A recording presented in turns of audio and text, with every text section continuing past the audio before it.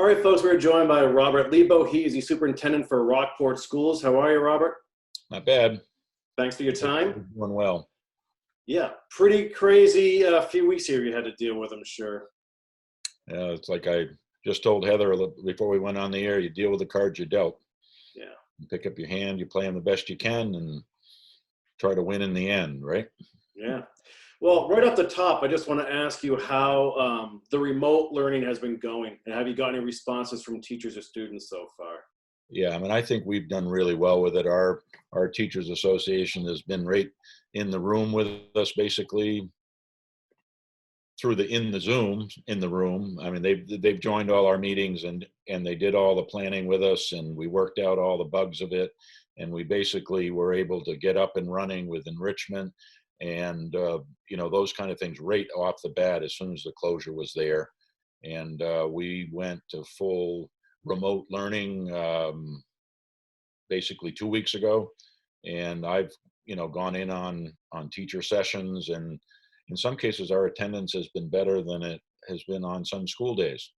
So the kid, whether that's sort of because it's new and unique, or whether there's just not much for them to do and this is their way to be socially engaged with their friends, I like to take that route as probably what they need, is as close to the human contact as they can get with, in the world of a kid, your friends are pretty important, and what they're doing and what they're up to, and they can't do sleepovers and the other kind of things kids do, that this is the way they connect with each other, even if it's a short period of the day. I think it's extremely important for them, and I think it's also important for the adults. This is not an easy time not to have that human connection. So this is as close as you can get as to a human connection. So our kids are doing well with it. We haven't been Zoom bombed. We haven't had kids with strange backgrounds like mine and that kind of stuff that are not appropriate, even though I think mine's appropriate for the setting. That our kids are into it as best they can, and we worry about especially our seniors, that this is the end of their year. It's supposed to be a celebratory culmination of all their years, and they're waiting for the next announcement as to how long this is going to go, and whether they're going to have prom, and whether they're going to have graduation. And the younger kids, that's a little different formula, but we really worry and feel for our senior class and their parents and grandparents and significant others in their life, that this should be a time of great celebration. We're hoping that somehow that'll come to pass. Right. So I imagine, Robert, that there's this pivotal date right around May 4th or so, how everything's sort of stay at home right now. And if this were to get extended, would you anticipate a cancellation of students actually returning to school for this school year? I think that'll be answered for us, and I think it'll probably get answered for us, to be honest with you, tomorrow. Oh, wow. The Commissioner of Education has a 1:00 important update meeting for superintendents. That is usually code for, you want to be on that call. And my guess would be that we're looking at either an extension of some period of time or a cancellation of being able to go back to the school buildings for the rest of the year. They won't cancel education as we know it for the rest of the year, but they'll put us into a remote platform either for a couple more weeks or for the rest of the school year. So I think those cards will be dealt with us, tomorrow to us. Right. Are there any plans, alternative plans in the works? I don't know how it could happen for kids to somehow have award ceremonies at the very least, if not graduation.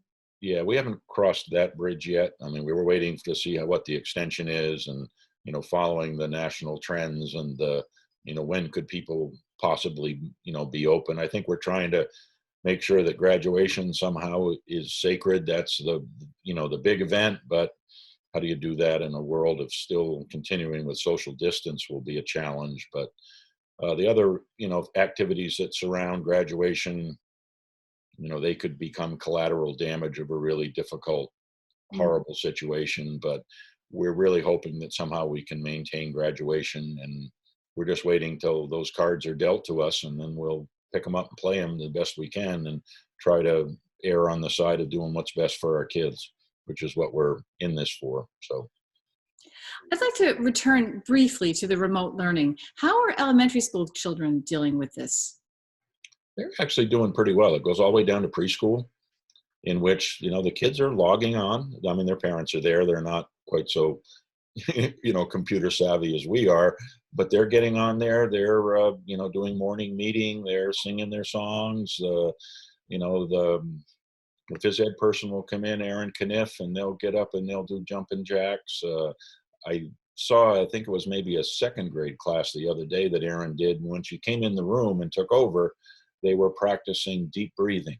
And every kid on that screen, 24 of them, was and just all right in line as if they were in that same room.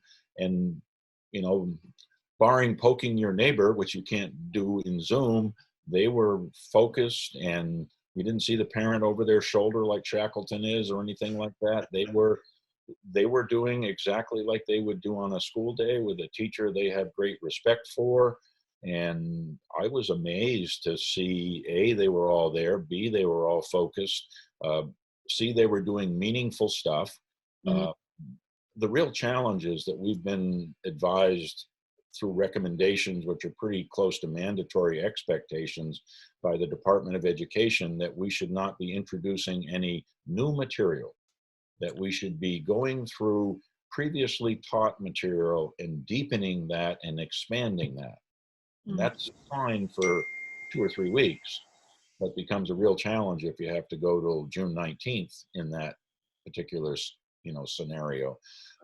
So the real holdup on that is that, there are still kids that don't have the proper tech access they need, even though we got Chromebooks out to all the kids, that their home may not have the right internet connection. It goes in, it goes out. They're not as fortunate as I am right here to be able to sit on a clear channel with you. Their family situations can be challenging sometimes. Maybe 3 or 4 kids in the home, they all need to be on the computer at the same time. The mother and father may be working from home, so the internet won't handle 5, machines all booted up at the same time. That it's not as easy as it sounds just to do remote learning. Right. And, for a lot of kids, school is their safe haven. It's their place where they come and they have a good day with their friends and, teachers, and can leave some of the family challenges behind them. And when you're forced to be cooped up together, that can accentuate even the best of family situations. And if you then pour in economic uncertainty and job layoffs and all that kind of stuff into the family unit, that makes the situation really, really challenging for some of our kids. So not only is it, tech access, but it's the, having to, do this at home, maybe not in a place where you have a desk where you can sit. There's also, the big hurdle is also kids that are, receiving special services. Mhm. How do you duplicate that to those kids so that they're not left 3 months behind, while kids that have the best of situations charge ahead? So Mm. that's why the Commissioner of Education basically said our recommendation is, and then they were looking at 3-4 weeks, that you simply go back, catch kids up to speed, bring those that weren't up to speed, level the playing field, enrich it, deepen the learning. But that message gets harder as you get into May and early June to pull that off. But they haven't given us a clear direction onto what does that mean for the kids that are left behind. And in our community, that's not as accentuated as it may be in some places around the state, where if you're in, I don't want to pick on a community, but if you're in Andover and everything is all set and the tech is all set and you've had one-on-one devices and things like that, that can be dramatically different than, some other community where the economic challenges are just so huge that just getting a kid to come to regular school on a day and get them fed and in a safe, warm place is their challenge, not whether they're going off to some 4-year college and all this kind of stuff. So everybody's cards are a little different, and it's just a real big challenge to create equity around the state. And I think that's what drove the, don't do new stuff right now, because it will create even more inequity So I don't know how that changes as of tomorrow and what the recommendations will be, but it's a real conundrum. And then if you go into the fall and this reoccurs again, doesn't go away, um, are we having another situation in November that we have to then deal with? And will the cards be different now that we're sort of used to doing this? Could we just turn it on again? I'm not sure of those answers. So we're just going day by day, and we pick up the next set of dealt cards. And tomorrow there'll be a new set, I think. I mean, maybe they won't announce anything tomorrow, but we've got April vacation coming up. Some places have gone to teaching through April vacation. We're holding April vacation with the idea that, we're pretty well into the groove on this, and our families need to be families again. They need to have some family time. And even though they can't go on a Caribbean cruise or whatever, that to have some downtime away from school is probably good for a lot of our family situations, and then come back strong for the end of the year.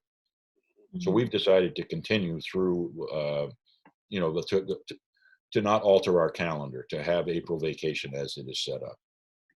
Gotcha.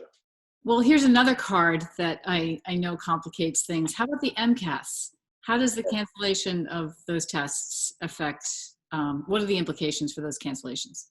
Well, it makes it easy. You don't have to worry about preparing for it and trying to figure out how you schedule it and how it takes from your academic time. There's always been a situation where, for 2 or 3 weeks, that's all you do. You prepare for MCAS, you schedule the tests, all those kind of things are now off of the table. So from a school's perspective, it's sort of a big sigh of relief that we don't have to try to figure out how we deal with that, if and when we come back. So having MCAS taken off the table from our perspective is probably a good thing. And then we'll just return to the accountability situation. You obviously can't, leap forward in the world of MCAS if you were headed in that direction, but you also can't, go down a glide slope that isn't pleasant because the test won't be there. So Right, right. Well, yeah, I can see a lot of people would be happy to not have to manage MCAS right now. yeah, and I think the commissioner would have told us that 3 weeks ago, but it required a change in the legislation. He didn't have the power to do that. The Mm, law had to give him that power, and that was just signed last week. And within, 24 hours, he did what he had alluded to, that he would cancel the accountability system. They already at the federal government level had said that they were going to not hold that accountability piece, to the states, but Massachusetts law had to be changed before he could turn off the MCAS valve. I think he intended to do that right off the bat anyway, once he knew this was going to be an extended situation. mm. Well, Rob, we anticipate what tomorrow brings, and hopefully we can stay in touch with you and follow up on this Yep. shortly and see how the rest of the school year plays out. Yep. I mean, we're hopeful. I mean, our kids are, like they always are, bright faces and happy faces, and they're just not in their right places right now, and that's a sad thing. But they're dealing with those same cards and have to do that. One of the beautiful things that happens is our high school principal started a series of assemblies during the year in which she brings all the kids into the auditorium, and they just talk about how the week is going. She does it every week, and she's including that and continuing that. So I zoomed in the other day with a group of 95 kids from the high school, and we're not a huge high school anyway, that were right there. And how are things going? Great. And they listened to, Kenny Rogers' song, The Gambler, and talked about how the cards were dealt, and their heads were all bouncing up and down. Kid will come in and play guitar, that, a song that they'd written, and the kids are all respectful to that. So the beauty and power of human relationships is still alive and well in Rockport, as well as it can be. And it's one of the cherished, assets that we have in a small town. And I think our kids are trying to do the best they can with that, and their teachers are also trying to do that. We had no big pushback on the "you can't tell us to do this and you can't tell us to do that" union rules. It was, what do you need from us? Mm. And pretty much it was all hands on deck that, yeah, we can do that. We'll worry about signing off on it later on. So our teachers association, our support staff association has been what we would want in the ball game for kids. And there's nothing else you can ask about that. They threw no barriers in our way, that would prevent us from doing what was right for kids. So I That's, can't ask for any more than that. So Yeah, well said. it's like having a trump card in your hand. So that's a bad word. Having a card that you can use with the power anytime you want to use it. anytime. Right? Also known as, yeah. That is called a trump card, I believe. I won't go either way on my politics, but Well, Shackleton survived his endurance trip into the Antarctic or whatever, and we'll come out of this, and all we tell the kids is maybe we'll be a better country, maybe we'll be a better town, maybe we'll be better to each other, maybe we'll be stronger. Because if you take the opposite track, one of the things I did was have them read, Robert Frost's poem about, coming to the road in the woods and the road less traveled, and which one do I take and why do I take it? And I took the road less traveled, and that made all the difference. And our kids really got a good sense of what that meant. You come to the woods and it's dark, and you got two roads, and you take one less traveled. They're taking a road less traveled right now that they never expected to ever have to take. Not just kids, you, me, our community, Massachusetts, the United States, the world is at a real crossroads right now. And, Robert Frost got it right, I think. So all we can hope for is the best. Well, Well thank said. you so much for talking to us. No And problem. we hope to check in again and hear Yeah, more. I mean, we were a little busy there for a while, but we got a little downtime now. So Yeah. Well, yeah, I'll have a brighter background, but no. I love this. Shackleton saved the whole crew of the Endurance and got them all home. And the only reason I put him up there isn't because of the image necessarily. We do a book study in the high school and the middle school every year where kids read a book, and as the adults, we lead those discussions. And I had a choice of do this book, do that book, and I picked Shackleton's book simply because of the challenge and my nautical background as a boat captain and how intrigued I was by that story. And I remember sitting with my group, and we went through Shackleton's Endurance and little, YouTubes of the real time with it. They were frozen in the ice, and they all made it. It wasn't very easy, but they all made it through that huge challenge. And it was because of Shackleton. He knew what could happen, and it wasn't a very pleasant kind of thing that could happen to those people, but he kept positive. He kept focused. He basically told them, I'm going to save you. And he did. So that's just an amazing story to me. It's not supposed to be the negative image of a ship crashing through the ice. It's supposed to be the power of getting through a difficult situation that they didn't expect either. They were just going on a nice, oceanographic exploration. And look where they ended up for as long as they did. So I think that story meant a lot to the kids back then, and it has to mean more to them right now because they're on the ice on that island right now waiting for something to get them off of it. So that's encouraging, I think. Well, thank you for leading them. Well, I'm just one small part of a big operation. They call me the superintendent, but that doesn't mean anything special. It's all about the people in the network, and it doesn't matter if the kids, if the kids don't want to take part, they just basically sign off. So I mean, we could put everything in front of them, and they could just say, "I'm not going to do it," because the world they created through DESE is you get credit or no credit. You don't get a grade. You don't go into your GPA. If you were a kid, you could say, so why am I doing this? If I don't do it, what happens to me? Well, the answer sometimes is, well, unless it's really bad off, you're still going to get a credit. Some kids would simply say, I'm out of here then. But our kids haven't done that. Our kids are amazingly resilient. Some kids that we used to have to call to come to school, where are you? Why are you late? Are right there on Zoom. Zoom starts at 8 o'clock. You get let in the room, by the host. They're right there.